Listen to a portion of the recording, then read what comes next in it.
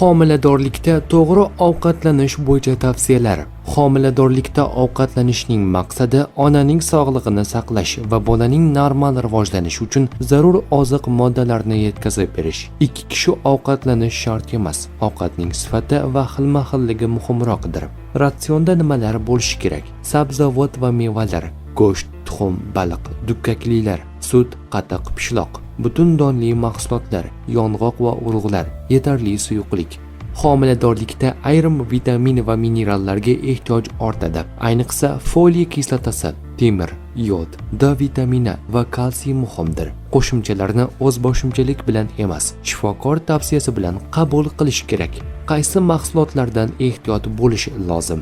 Xom va yaxshi pishmagan go'sht, xom va chala pishgan tuxum, xom baliq va yarim dengiz mahsulotlari, pasterilizatsiya qilinmagan sut va undan tayyorlangan mahsulotlar, yaxshi yuvilmagan meva sabzavotlar, simobi yuqori bo'lishi mumkin bo'lgan ayrim yirik baliqlar,